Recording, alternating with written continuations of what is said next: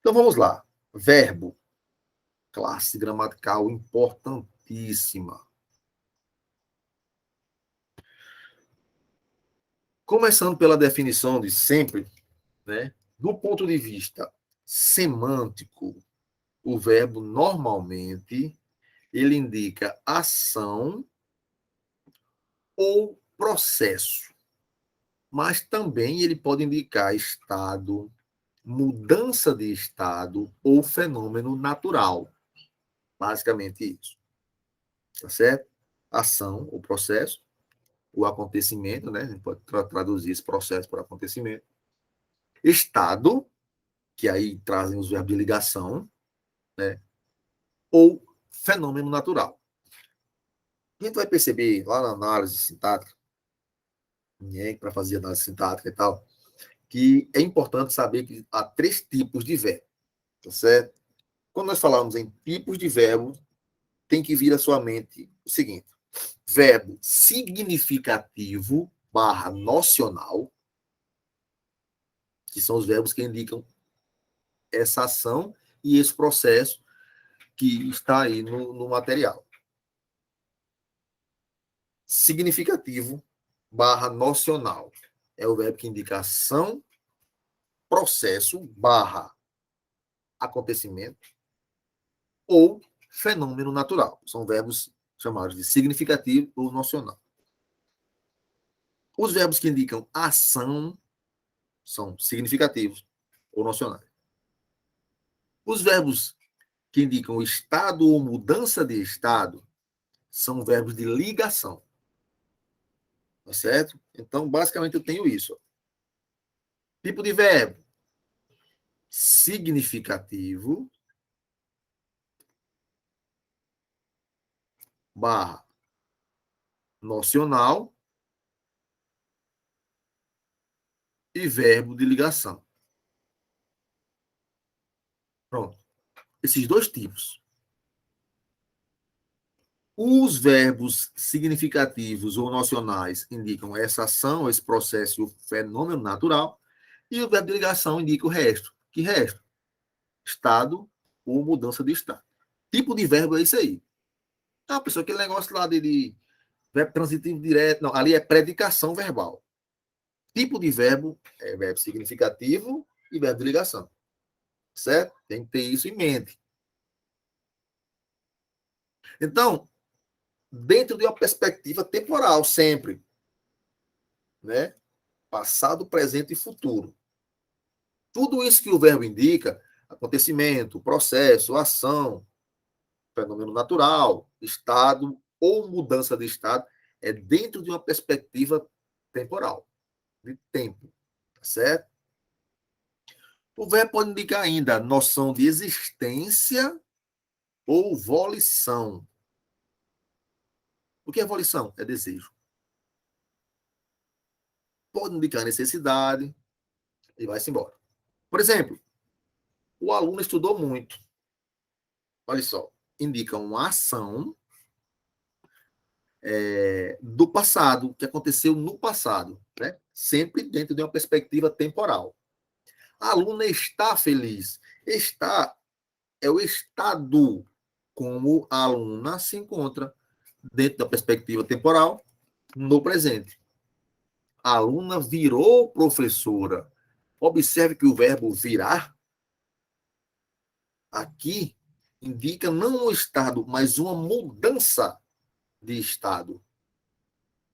Tá certo? Ela era uma coisa e virou outra. Uma perspectiva do passado. Virar, virou passado. Tá certo? Amanhã choverá muito no RN. Deus abençoe.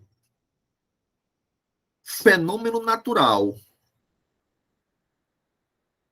Quando? Futuro. Há apenas um Deus. Haver no sentido de existir. Verbo indicando existência. Quando? No presente. Queria o professor ao meu lado no dia da prova. Observe. A ideia aqui é de desejo. Volição, desejo. no passado. Precisarei de sua ajuda no próximo final de semana. Necessidade, precisar indicando necessidade, perspectiva futura. Então, do ponto de vista semântico, é isso. Do ponto de vista do sentido, o verbo pode indicar processo, ação, acontecimento, estado, mudança de estado ou fenômeno natural, basicamente, mas pode indicar ainda noção de existência, volição e necessidade, certo? Sempre relacionado a um contexto temporal. Do ponto de vista morfológico, aqui começa o ai ai ai do verbo. Do ponto de vista morfológico, o verbo é a classe mais variável de todas as variáveis, que são 6 das 10, 6 variáveis e 4 invariáveis. Das 6 variáveis, o verbo é a mais invariável, perdão, é a mais variável, inclusive mais até que o substantivo. É a a maior de todas. Por quê? Porque o verbo, além de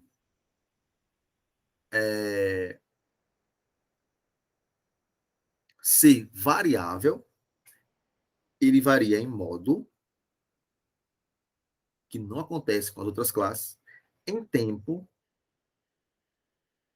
em número. Aí sim, número é comum às classes variáveis. Substantivo, adjetivo, pronome, né? Variam em número. Quando fala em número, a gente tem que lembrar masculino e feminino. E pessoa. Observe que o verbo não varia em gênero. Não tem verbo feminino e masculino. O verbo varia em modo, né? A gente lembra dos modos verbais. Modo indicativo, modo subjuntivo, modo imperativo. Esses 3 modos. E tempo, passado, presente e futuro, que vai entrar aquela perspectiva ali de futuro do presente, futuro do pretérito, pretérito mais que perfeito, isso lá no indicativo, né? Certo? Professor, e o particípio? O particípio é uma forma nominal, né? Nós temos 3 formas nominais: infinitivo, gerúndio e particípio, tá certo? Não entra nessa questão aí dos tempos verbais. São formas nominais. Ainda podemos dizer que o verbo varia em voz. Só que esses aspectos, só que esses conceitos, eles são analisados separadamente. Não entra aqui nessa primeira lapada. Vozes verbais, todo mundo lembra, né? Voz ativa, passiva e reflexiva. Tá certo? Então, as 4 primeiras flexões, modo, tempo, número e pessoa, sim, pessoa gramatical, são as pessoas do discurso, representadas pelos pronomes pessoais, no caso, reto, eu, tu, ele e ela, primeira, segunda, terceira pessoa, nós, vós, eles e elas. Primeira, segunda e terceira pessoa, do singular e plural, respectivamente. Certo? Então, quando se reúne modo, tempo, número e pessoa, temos o que chamamos de conjugação verbal. Ou seja, para atender às necessidades dos falantes, o verbo muda de forma à medida que variamos a ideia de modo, de tempo, de número de pessoa. Certo? Do ponto de vista sintático, o verbo tem um papel importantíssimo dentro da frase. Sem ele, esteja explícito ou implícito, não há oração. A gente sabe disso.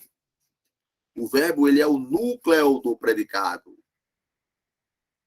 O único caso em que o verbo não é núcleo de predicado, vamos ver isso lá nas aulas de sintaxe, é no caso do predicado nominal. Por quê? Porque lá eu terei um verbo de ligação. E verbo de ligação não funciona como núcleo de predicado. Lá no predicado nominal, eu terei um verbo na estrutura. Porque é uma oração, né? O verbo vai estar presente. Mas ele não vai ser o núcleo. Porra, professor. Verbo é sempre núcleo de predicado. Exceto no predicado nominal. Por quê? Porque no predicado nominal, o verbo vai ser um verbo de ligação. Sempre. É regra. E a regra também diz que verbo de ligação não pode exercer papel de núcleo de predicado. Certo? A gente vai aprofundar isso lá na sintaxe do período simples. Não se preocupem com isso agora. Só para vocês relembrarem aí do que vocês já viram nas aulas que tiveram ao longo da vida. Olha só. Olha esse exemplo. Toda vez que eu penso, vou pensar em você, sinto uma coisa diferente. Perceba que os vocábulos penso e sinto, primeiro, eles indicam uma ideia de ação, de percepção, de sensação ou experimentação. Primeira coisa é essa. Eu tenho um verbo aí, verbos aí, significativos. Segundo, esses verbos, eles variam em modo, em tempo, em número e pessoa. Por exemplo, saindo de sua forma nominal, pensar e sentir, né? Forma nominal. Por quê? Porque estão no infinitivo, tá certo? Por isso, essa palavra, forma nominal. Pensar e sentir, ambos no infinitivo, ambos não foram conjugados. Eles estão na primeira pessoa, olha só, varia em pessoa. Quem pensa e sente? Eu, primeira pessoa do singular, do presente, do indicativo. Olha o que eu tenho aqui. Primeira pessoa, eu tenho uma variação em pessoa. Do singular, eu tenho a variação em número. Do presente, eu tenho a variação em tempo. Do indicativo, do modo indicativo, eu tenho a variação em modo. Então, de acordo com as necessidades de nós falantes, o verbo ele vai mudar a forma para que se encaixe no contexto e na construção da frase que estamos fazendo, estamos produzindo, seja oral, seja escrita. Então, somente nessa frasezinha aí, toda vez que eu penso e sinto, esses dois verbos variaram, saíram de suas formas genuínas, pensar e agir, perdão, pensar e sentir, e foram alterados tanto na pessoa, né, eu penso, quanto no número, eu, primeira pessoa do singular, no modo indicativo e no tempo presente. Terceira característica, eles funcionam como núcleo do predicado verbal, ou seja, são núcleos da oração, tanto pensar quanto sentir, tanto penso quanto sinto, tá certo? O verbo é uma palavra que termina, que eu falei agora há pouco, nas terminações verbais, em AR, jogar, em ER, comer e em IR, cair. E que pode ser conjugada normalmente por meio de pronomes pessoais retos. Falei agora há pouco. Eu levanto, tu levantas, ele barra ela levanta. Nós levantamos, vós levantais, eles barra elas levantam. Eu bebi, tu bebeste, ele bebeu e por aí vai. Tá certo? Pela forma, é possível identificar um verbo numa frase, desde que você conheça as terminações verbais, a R, R e R, ou as desinências que nós vimos lá no processo lá na estrutura da palavra. Desinências de modo e de tempo, né? Nós insistiremos nessa questão porque cremos no nosso ponto de vista. Terminações e desinências. Sempre. Quem insistiremos? Nós. Quem cremos? Nós. Esse re é uma desinência de modo e de tempo. Indica que está no modo indicativo e o tempo presente. Tá certo? E esse mos é outra desinência. Só que aqui não é de tempo nem de modo. É uma desinência de número e pessoa. Número pessoal. De número é o quê? Plural. De pessoa. Primeira pessoa do plural. Quem? Nós. E ainda o verbo está os verbos estão na voz ativa. Para quem não lembra, a voz ativa é quando o sujeito da oração é um sujeito agente, que é o sujeito que age no processo verbal. Algumas gramáticas vão trazer a nomenclatura sujeito ativo. Agente ou ativo está no mesmo, tá certo? Quando o sujeito está na voz ativa, perdão, quando o sujeito é agente, voz ativa. Ou quando a voz verbal é ativa, o sujeito é agente. Tanto faz pensar de um jeito ou de outro. Certo? Vamos aqui para as flexões verbais. Olha só. Chama-se de modos as diferentes formas que o verbo toma, ou que toma o verbo, para indicar a atitude da pessoa que fala em relação ao que ela fala. Olha só. Nós temos 3 modos na língua portuguesa. Nós temos o modo indicativo, nós temos o modo subjuntivo e temos o modo imperativo. Esses 3 são os únicos modos que eu conheço que existem na língua. Certo? 3 modos. O modo indicativo exprime uma atitude de certeza. Estudei muito para ser o que sou. Não estou falando de tempo verbal aqui, não. Se é passado, presente. A gente percebe que estudei, né, é passado. Mas o que interessa aqui é a certeza do que fora enunciado. Estudei. Poderia ser estudo, poderia ser estudarei, sempre que você der certeza. Então, se eu falar estudei, estudarei, estudaria, estudava, estudo, estudamos, independente do tempo verbal, né, em que eu fosse conjugar esse verbo, a ideia de certeza do fato acontecido, ou que aconteceria, está presente ali.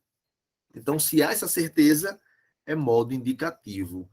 Então, o modo indicativo dá essa ideia de certeza, tá certo? Em relação àquilo que se fala. O modo subjuntivo já entra naquela parte, ó, 3 possibilidades: dúvida, desejo ou possibilidade. Olha só. Se vieres a poder, visite-me. Olha só.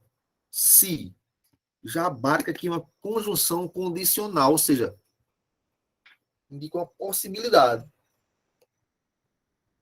Se vieres, indica um certo desejo, né? Indica uma dúvida.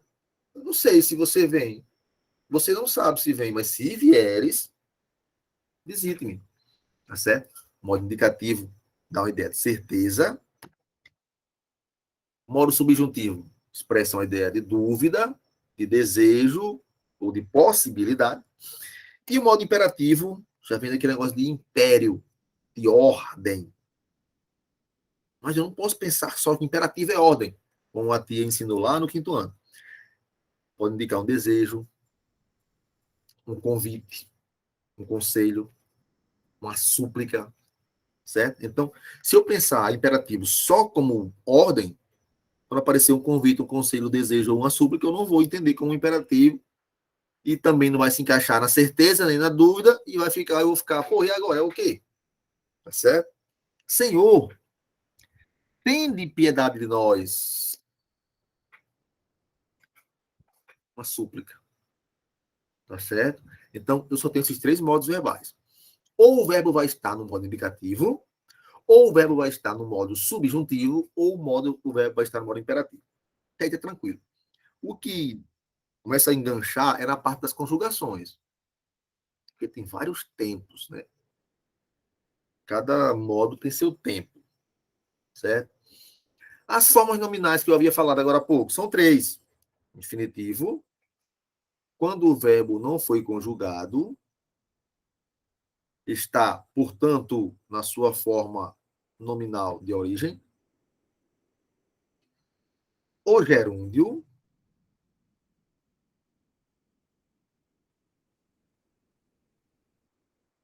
e o particípio.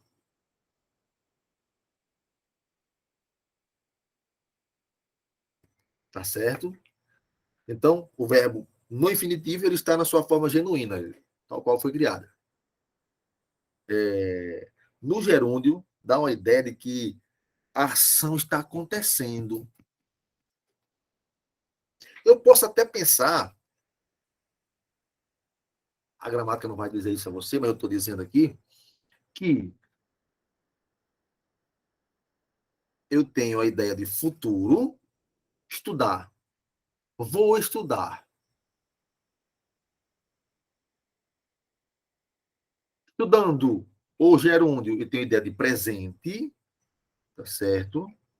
E estudado, particípio é sempre passado. Particípio é passado. Então, eu posso pensar as formas nominais assim: futuro, presente e passado. No infinitivo, o verbo está no futuro, né? No gerúndio, o verbo está no presente, a ação está acontecendo ali, estudando, cantando, sorrindo, mentindo, fingindo, tremendo, enfim. E no particípio, o verbo está no passado. Tem que ter cuidado com os verbos, que eles podem ser regulares e irregulares. Dependendo disso, eles têm tem verbos que apresentam dois particípios diferentes. O mesmo verbo, dois particípios, certo? E com essa parte de particípio, o erro mais clássico que a gente conhece é do verbo trazer, né? A gente costuma dizer assim, eu ouvi as pessoas dizendo, se eu soubesse, eu teria trago dinheiro para o lanche. Só que o particípio do verbo trazer, por mais estranho que possa parecer ao ouvido de alguns, é trazido. Se eu soubesse, eu teria trazido dinheiro. Eu teria trazido lanche. Eu teria trazido cartazes. Tá certo? O particípio do verbo trazer é trazido. Professor, e trago? Bem, você pode pensar trago por duas perspectivas. Trago pode ser o verbo trazer também, sem problemas, só que não no particípio. Na primeira pessoa do presente, do indicativo. Eu trago. Beleza. Quem traz a gramática? Eu trago. Perfeito. Rapaz, fui para a aula ontem e nem me toquei. Eu deveria ter trazido a gramática. Perfeito. Aí eu tenho o verbo trazer em duas formas diferentes. Eu tenho o verbo no particípio e no presente indicativo. Tá certo? Mas também pode ser do verbo tragar. Olha que loucura. Esse mesmo trago aqui pode ser do verbo tragar. Eu trago, tu tragas. Aí vai mudar. Verbo trazer, eu trago. Eu não posso dizer tu tragas no verbo trazer. Tá certo? Mas no verbo tragar, eu posso dizer eu trago, tu tragas. Ele traga. Tá certo? Então, cuidado com esse verbo aí, né? Trazido. Sempre que der a ideia de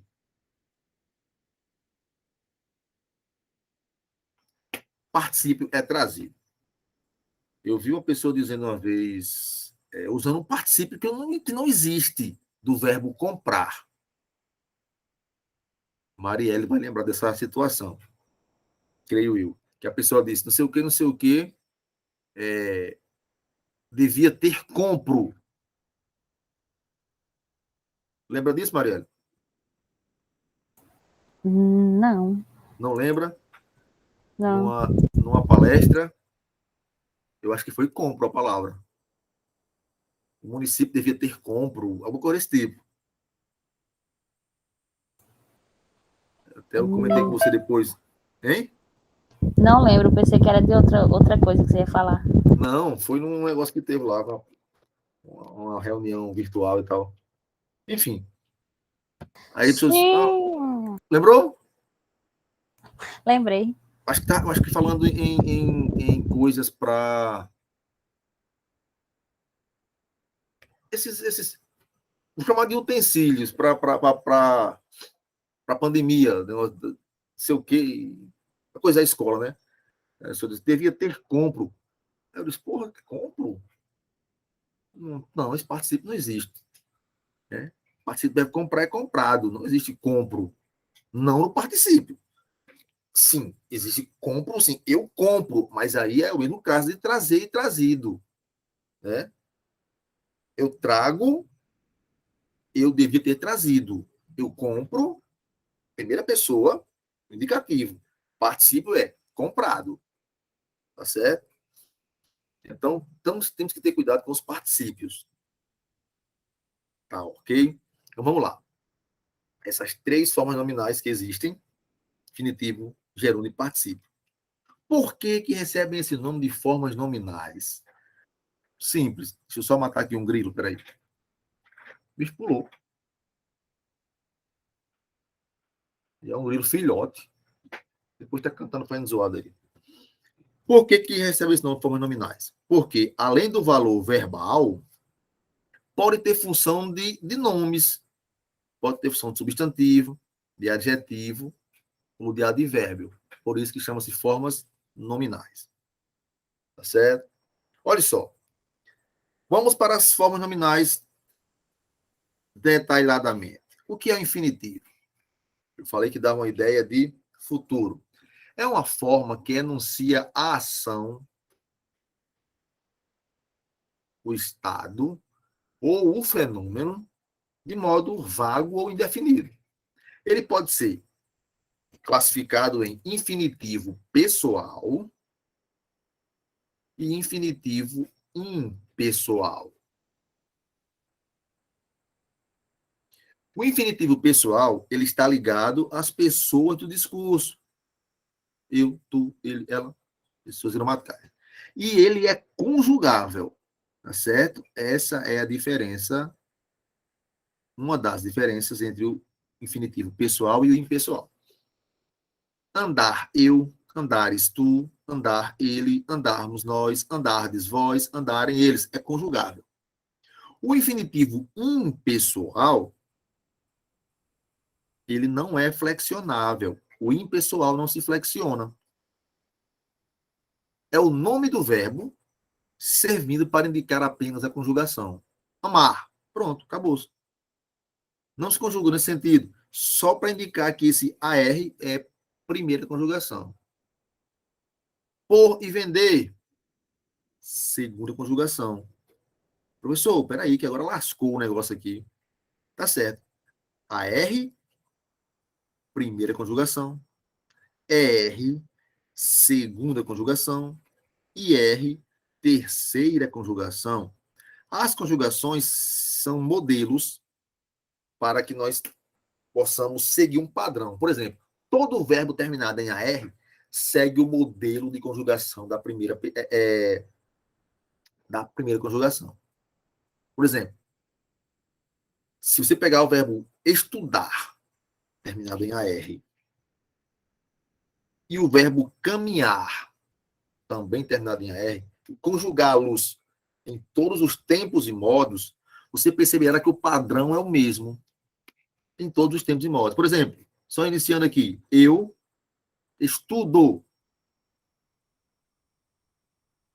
eu caminho, tu estudas, tu caminhas. A terminaçãozinha vai ser a mesma. em qualquer tempo. Por quê? Porque todos eles pertencem a um modelo de conjugação chamado primeira conjugação. Diferente de, por exemplo, pegar um verbo de segunda conjugação, como, por exemplo, vender, não vai seguir, né, a mesma estrutura lá no finalzinho, com as mesmas desinências, né? Tal qual o verbo de terceira conjugação. Então, assim, todo verbo terminado em AR segue um modelo padrão de conjugação, terminado em ER segue o seu modelo e o IR seu modelo. Professor, aí beleza, entendi. AR, ER e IR. E esse por? E esse por, de onde saiu? Se não é AR, nem ER, nem IR. Gente, esse por, ele aparece aqui porque ele é de uma construção arcaica do verbo poer, ou poer. Por isso que ele entra nos verbos de segunda conjugação. É o único verbo terminado em OR que existe e entra na segunda conjugação por ser do verbo arcaico poer, do latim. Certo? Só por isso que ele entra aí nesse pacote de segunda conjugação. E partir terceira conjugação. O infinitivo, observações, o infinitivo pode apresentar ser substantivado, verbo no infinitivo. Olha aqui aquele negócio lá de colocação, sempre aceita. Ênclise, aproveitando para revisar a aula. Ih, negócio feio da porra foi esse que eu fiz aqui. Ênclise. Vamos lá. O infinitivo ele pode apresentar substantivado. Amar, o amar é lutar. Olha só. Aquela história lá da substantivação. A presença do artigo tornou o verbo amar uma palavra substantivada. Logo em pessoal. Ele pode aparecer não flexionado. Os senhores podiam empregar meios menos cruéis. Em pessoal, ó, não flexionado, ou seja, não conjugado. No infinitivo, tranquilo ali. Mas também ele pode aparecer flexionado aqui, ó. É para aprenderem que eu ensino. Aí já é pessoal, já é flexionado. O gerúndio, além de atuar como verbo nas locuções verbais, em tempos compostos e nas orações reduzidas, o gerúndio pode desempenhar a função de advérbio e de adjetivo. Certo? Olha só, estou orando, tem a locução verbal aqui. Se você continuar estudando, mais uma locução verbal aqui. Então, o gerúndio ele pode acontecer nesses dois sentidos, de advérbio e de adjetivo. O particípio, que é aqui que confunde muita coisa, é uma forma que corresponde a um adjetivo. Foca nisso aqui, o advérbio corresponde ao que advérbio? A forma verbal no gerúndio, que gerúndio no particípio, corresponde ao adjetivo. E, como tal, pode flexionar-se em certos casos em número e gênero. Olha só, quantos particípios eu tenho? Eu tenho o particípio ADO, o IDO, o DO, o TO, o GO e o SO. Olha só, o Brasil foi colonizado, particípio ADO, pelos portugueses. Voltou da guerra com os braços amputados. Merecem ser lidas as obras de Machado de Assis. As vozes verbais, as formas nominais são só aquelas, não tem nem o que esquentar a cabeça com elas, não. As vozes verbais, que são a forma como o verbo se encontra para indicar a sua relação com o sujeito, apresenta três situações. né? Eu tenho a voz ativa, né? Que é quando o sujeito pratica a ação. Eu tenho a voz passiva, que é quando o sujeito sofre a ação. E eu tenho a voz reflexiva, que é quando ele pratica uma ação que recai sobre ele. Tá certo? Poucas gramáticas falam isso, mas existe a voz reflexiva recíproca. Né? Geralmente se fala só até a voz reflexiva, mas tem a reflexiva recíproca. Por exemplo, verbo na voz ativa. Ocorre a voz ativa repetindo quando o verbo ou uma locução verbal indica que a ação foi praticada pelo sujeito, ou seja, quando eu tenho caso de sujeito agente. Olha só, João pulou da cama atrasado e resolveu pegar um táxi. Então eu tenho aqui uma voz ativa, por quê? Porque eu tenho o João praticando a ação. Quem pulou da cama? João, sujeito da oração. E é um sujeito agente, sujeito que pratica a ação. Então eu digo que esse verbo está na voz ativa. Só que um detalhe, tome cuidado com a locução verbal do tempo composto, no caso ter e haver mais particípio, que pode aparecer na voz ativa. Eu havia escalado montanha, haver mais particípio. Nós tínhamos comprado uma casa nova.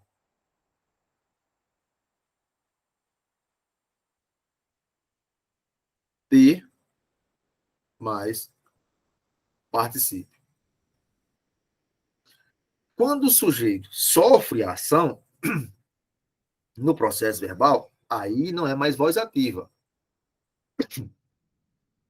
Desculpa. Eu tenho um sujeito que sofre. Então, tem um sujeito paciente. Alguns gramáticos vão dizer que é passivo.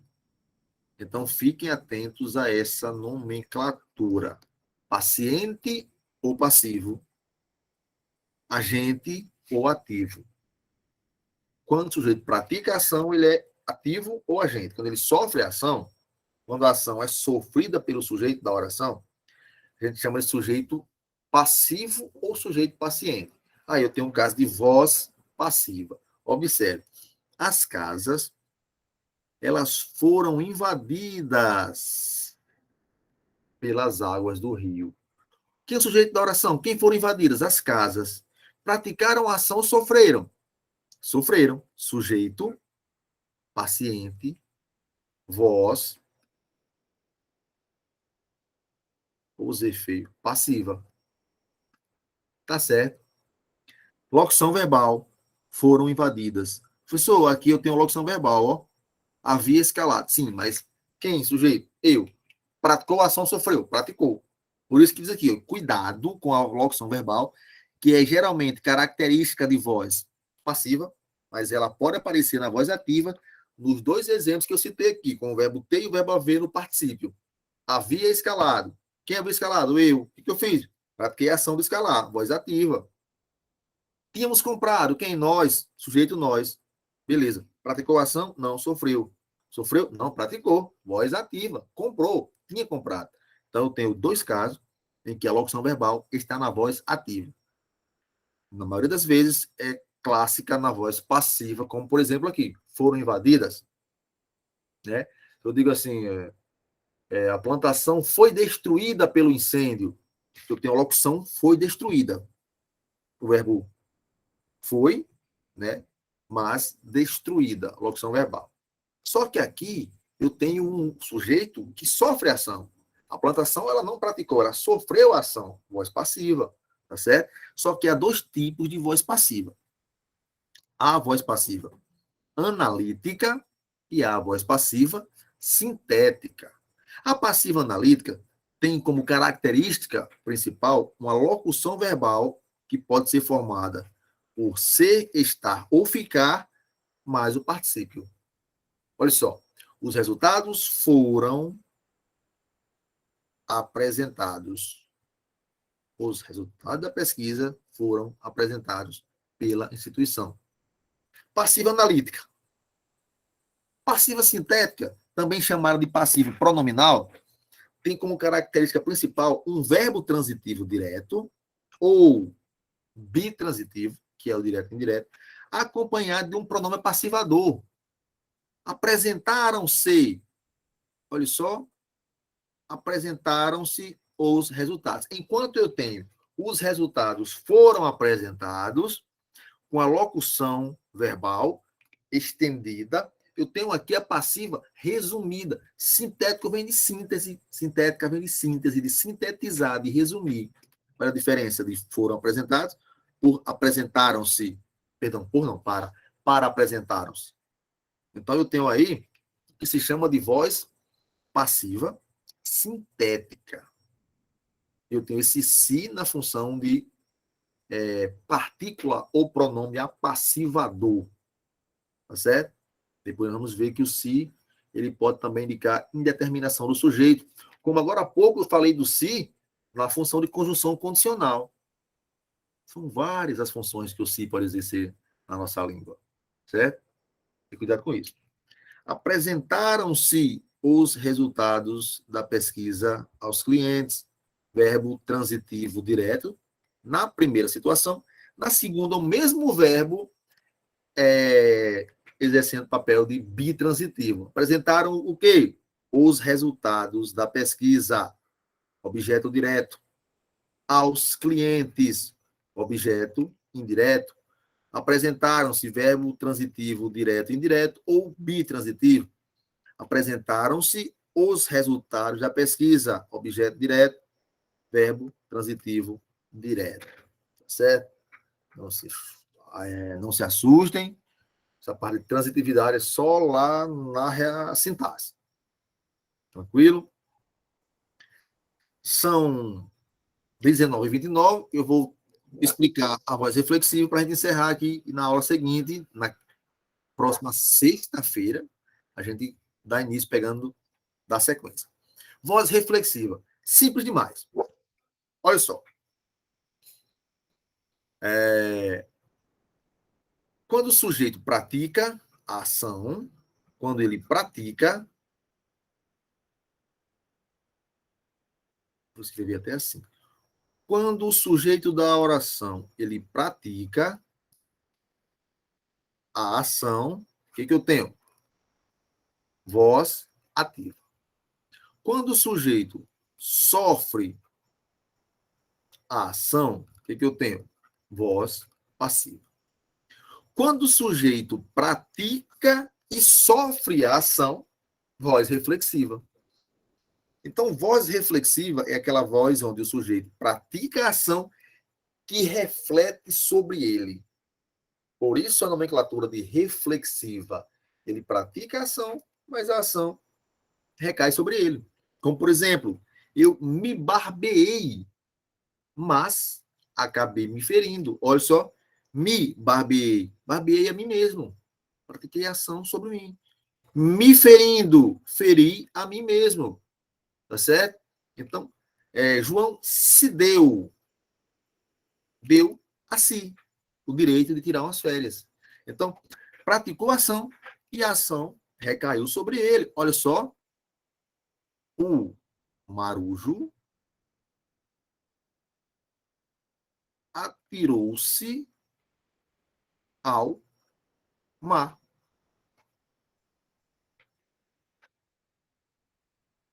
Quando ele atirou-se ao mar, ele praticou uma ação que refletiu sobre ele. Voz reflexiva. Tá certo? O sujeito pratica a ação, voz ativa. Quando ele sofre a ação, voz passiva. Quando ele pratica uma ação que reflete sobre ele, voz reflexiva. Só que eu tenho aqui, ó, vou dar um exemplo aqui e peço para vocês analisarem. Pai e filho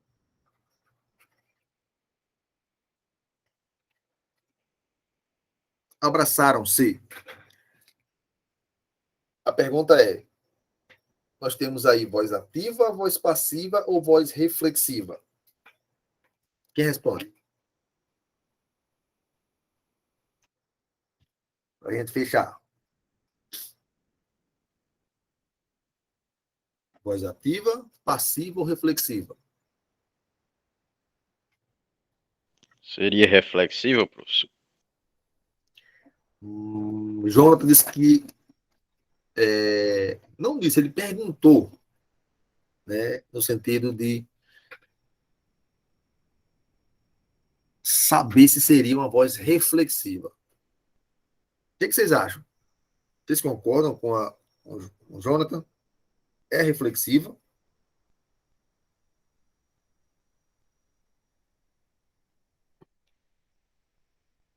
É ativa?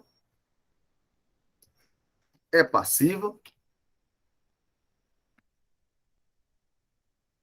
Vocês estão aí, além de Jonathan, que eu sei que tá, já falou. Estão analisando. Olha só. É reflexiva, sim, Jonathan, ou Jonathan, não sei como é que pronuncia, mas não é reflexiva só. Ela é o que se chama de reflexiva recíproca. Olha só. Pai e filho abraçaram-se. O pai abraçou o filho e foi abraçado pelo pai ao mesmo tempo, simultaneamente, reciprocamente. Quando eu digo assim, ó, cortei-me com uma gilete. Eu pratiquei a ação que recaiu sobre mim, só entre eu e mim. Quando eu digo pai e filho abraçaram-se, o filho abraçou o pai, praticou a ação de abraçar o pai e sofreu a ação de ser abraçado pelo filho. E mesmo, aliás, pelo pai. E o filho do mesmo jeito. Então, tanto o pai quanto o filho, simultaneamente, reciprocamente, praticaram e sofreram a ação um sobre o outro. Então, por isso que é a tal da Fiquei, reflexiva recíproca. eu fiquei em dúvida se seria reflexiva justamente porque é sujeito composto. Eu não Isso, sabia como seria. exatamente. Por ser sujeito composto, eu tenho um caso de reflexiva recíproca, que os núcleos do sujeito praticam e sofrem ação simultaneamente.